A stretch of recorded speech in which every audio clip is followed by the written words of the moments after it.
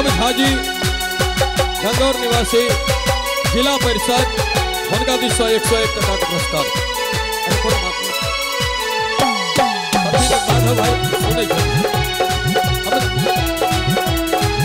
कह देंगे गीत के बाद।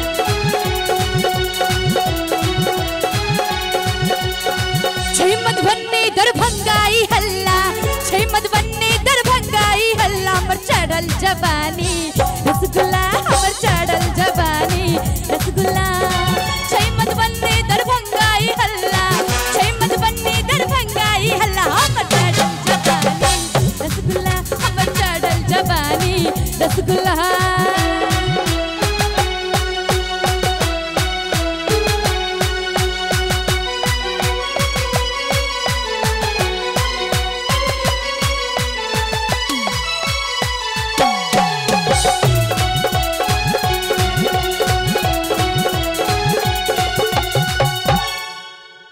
अरे कियो कहैया है गे सिनुरिया, चल बेने पुर बजरिया घुमा देबो। आगे कियो कहैया है गे सिनुरिया, झिटकिया ही बजरिया घुमा देबो। बुढ़बो कहे कुल्लम कुल्ला, बुढ़बो कहे कुल्लम कुल्ला, हमर चढ़ल जवानी रसगुल्ला, हम चढ़ल जवानी रसगुल्ला।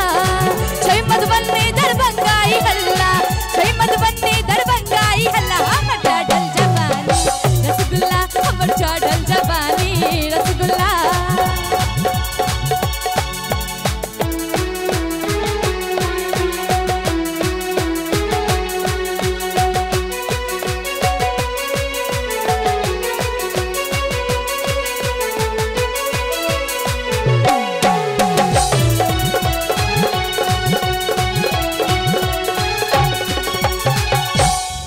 कहैया है गे गुजरिया, चल हाजीपुर के केरा खोआ देबो।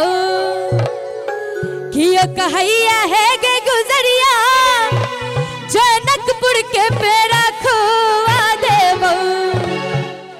सीता पैलेस देखे बहुत तल्ला, सीता पैलेस देखे बहुत तल्ला, हमर चढ़ल जवानी रसगुल्ला, हमर चढ़ल जवानी रसगुल्ला।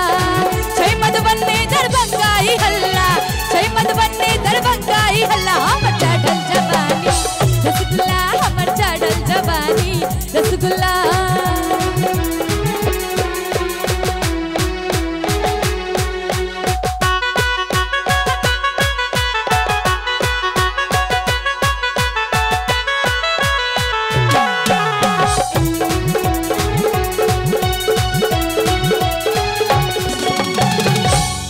कहैया है गे बिजुरिया, भिख भगवानपुर नगरिया घुमा देबो। कियो कहैया है गे बिजुरिया, झिटकिया ही गाम घुमा देबो। छोरा कहैया लाले के छल्ला, छोरा कहैया लाले के छल्ला, हमर चढ़ल जवानी रसगुल्ला, हमर चढ़ल जवानी रसगुल्ला। मधुबनी दरभंगाई हल्ला, मधुबनी दरभंगाई हल्ला, हमर चढ़ल जवानी रसगुल्ला, हमर चढ़ल जवानी रसगुल्ला, हमर चढ़ल जवानी रसगुल्ला, हमर चढ़ल जवानी रसगुल्ला, हमर चढ़ल जवानी रसगुल्ला।